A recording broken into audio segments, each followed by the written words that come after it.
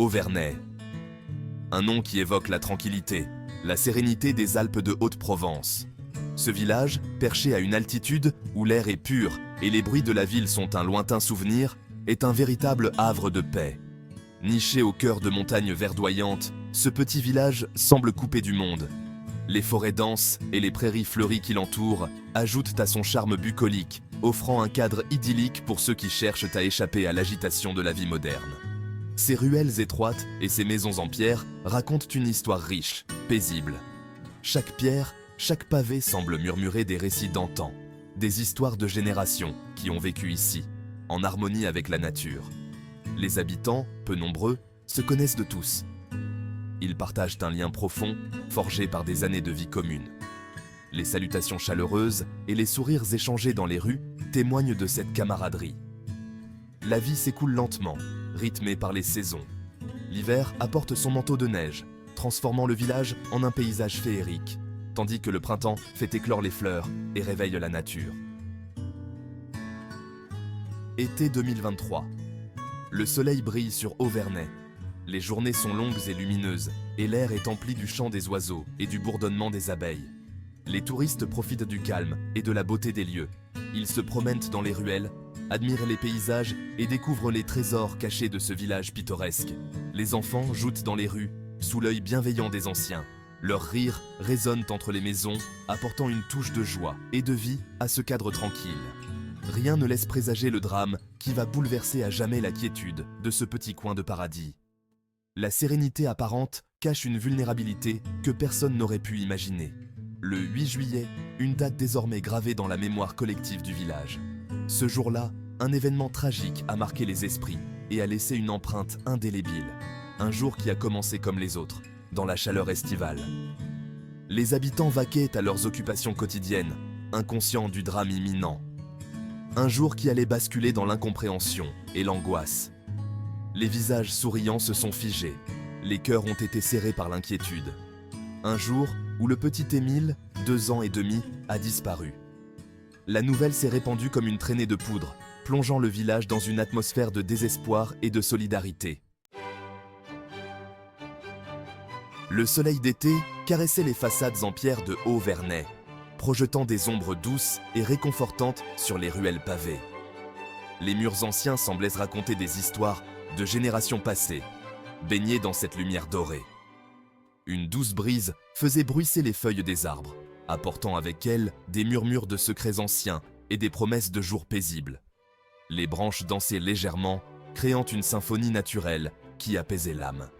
Dans la maison familiale, l'ambiance était joyeuse. Les rires résonnaient, les conversations animées remplissaient l'air et le parfum des plats en préparation éveillait les sens. La chaleur humaine se mêlait à celle du soleil, créant une atmosphère de bonheur simple et authentique. Émile, un petit garçon plein de vie, jouait avec ses cousins. Leurs jeux insouciants et leurs éclats de rire résonnaient dans le jardin, ajoutant une touche de magie à cet après-midi d'été. Ils couraient, sautaient et inventaient des aventures extraordinaires. Ses grands-parents préparaient le repas, échangeant des sourires complices et des gestes familiers. L'après-midi avançait et la maison était emplie de cette douce effervescence qui précède un repas en famille. Les odeurs de cuisine se mêlaient à l'air frais, promettant un festin délicieux. Émile, insouciant, jouait dans le jardin, sous l'œil vigilant de ses parents. Ils le regardèrent avec tendresse, savourant ces moments précieux de son enfance. Chaque rire, chaque mouvement était un trésor à chérir. Un moment d'inattention, une fraction de seconde, et le petit garçon s'éclipsait. Les jeux avaient pris une tournure inattendue, et Émile avait disparu de leur champ de vision. Le jardin, si animé quelques instants plus tôt, semblait soudainement vide. Le silence retomba soudainement sur le jardin. Les oiseaux eux-mêmes semblaient avoir cessé de chanter, comme si la nature retenait son souffle. L'absence d'Émile créait un vide palpable, une inquiétude grandissante. Les rires d'Émile avaient cessé. Le jardin, autrefois rempli de joie et de vie, était maintenant plongé dans une quiétude inquiétante. Chaque recoin semblait plus sombre, chaque ombre plus menaçante. Inquiets, ses parents se mirent à le chercher. Leurs cœurs battèrent la chamade, l'angoisse se lisait sur leurs visages. Ils parcouraient le jardin, appelant son nom avec une urgence désespérée. Le cœur battant, ils appelèrent son nom, scrutant chaque recoin du jardin. L'angoisse commençait à monter.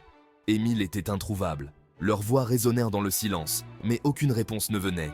Chaque seconde qui passait semblait une éternité, et l'inquiétude se transformait en peur. La nouvelle se répandit comme une traînée de poudre dans le village. Émile, un garçon de 8 ans, avait disparu sans laisser de traces. Les habitants, d'abord incrédules, furent rapidement submergés par l'inquiétude. L'incompréhension se lisait sur tous les visages. Comment un enfant pouvait-il s'évaporer ainsi? Les questions fusaient, mais aucune réponse ne venait apaiser les esprits tourmentés. Immédiatement, une chaîne de solidarité se mit en place. Les villageois, unis par un même élan de solidarité, décidèrent de ne pas perdre une minute. Les habitants, sous le choc, se mobilisèrent spontanément. Ils savaient que chaque seconde comptait et que la moindre hésitation pouvait être fatale. Hommes, femmes, enfants, tous participèrent aux recherches. Les familles se joignirent aux efforts, armées de lampes torches et de battes, prêtes à fouiller chaque recoin. Les ruelles du village résonnaient désormais des appels désespérés des parents d'Émile. Leurs voix, brisées par l'angoisse, portaient loin dans la nuit. Chaque pierre, chaque buisson, chaque recoin était inspecté avec minutie. Personne ne voulait laisser la moindre chance au hasard. L'espoir de retrouver le petit garçon sain et sauf était dans tous les esprits. Chacun espérait que leurs efforts seraient récompensés par une bonne nouvelle. Mais les heures passaient et Émile restait introuvable. Le soleil se couchait et avec lui, l'espoir commençait à s'étioler. L'angoisse laissait place à la peur. Les visages se fermaient, marqués par la fatigue et l'inquiétude croissante. La peur que le pire soit arrivé. Les étreintes se faisaient plus longues, les regards plus sombres. La peur que le petit Émile ne soit jamais retrouvé. Les jouets abandonnés dans le parc semblaient témoigner d'une innocence perdue, d'un bonheur brisé. Alertés, les autorités déployèrent rapidement d'importants moyens de recherche. Gendarmes, pompiers, équipes cynophiles, hélicoptères, tout était mis en œuvre pour retrouver le petit Émile. Les recherches s'étendèrent désormais aux alentours du village. Les bois, les champs, les ravins, chaque mètre carré était passé au peigne fin. Les enquêteurs ratissaient la zone, interrogeant les habitants, les touristes, tous ceux qui auraient pu croiser la route du petit garçon. L'affaire prenait une ampleur nationale. Les médias s'emparèrent de l'histoire d'Émile, diffusant son portrait sur toutes les chaînes de télévision. La France entière retenait son souffle, espérant un dénouement heureux. Les jours se transformaient en semaines et le mystère restait entier. Les enquêteurs, perplexes, multipliaient les pistes. Accident? Disparition volontaire? Enlèvement? Aucune hypothèse n'était écartée. Les témoignages, parfois contradictoires, alimentèrent les rumeurs. La pression médiatique s'intensifiait, mettant en lumière les moindres détails de l'affaire. L'ombre du soupçon planait sur le village, alimentée par les spéculations et les interrogations. Malgré les efforts déployés, l'enquête piétinait. Le mystère de la disparition d'Émile s'épaississait, laissant les enquêteurs et la famille du petit garçon dans le désarroi. Le temps qui passe sans réponse nourrit les doutes. Les théories, plus ou moins crédibles, se multiplient. Certains évoquent un accident, une chute dans un ravin, une rencontre malheureuse avec un animal sauvage. D'autres, plus sombres, soupçonnent une implication humaine. Un enlèvement? Une vengeance? Le silence des autorités alimente les rumeurs, les suspicions. La quiétude du village est rompue. Les habitants, autrefois unis, se regardent avec méfiance. La peur s'installe, insidieuse. Qui, dans ce petit village paisible, pourrait être impliqué dans la disparition d'un enfant? Un an après la disparition d'Émile, Auvernais vit toujours au rythme de cette absence. Le village, autrefois symbole de tranquillité, est devenu le théâtre d'un drame sans résolution. Les habitants, marqués par l'événement, vivent dans l'attente. Attente d'une réponse, d'une explication, d'une vérité qui tarde à venir. La famille d'Émile, meurtrie, garde espoir. Espoir de le retrouver, espoir de comprendre ce qui s'est passé ce jour-là. L'enquête, toujours en cours, suit son cours. Les investigations se poursuivent, discrètes, méthodiques. La disparition d'Émile reste un mystère qui hante le village de Auvernais, un mystère qui interroge la France entière. Comment un enfant peut-il disparaître ainsi, sans laisser de traces? Que s'est-il passé ce jour-là? Les questions restent sans réponse. Les hypothèses, nombreuses, n'ont mené à aucune conclusion. L'affaire Émile, symbole d'un drame insondable, continue de hanter les consciences. L'histoire d'Émile est un rappel brutal de la fragilité de la vie, de la capacité du destin à bouleverser en un instant le cours des choses.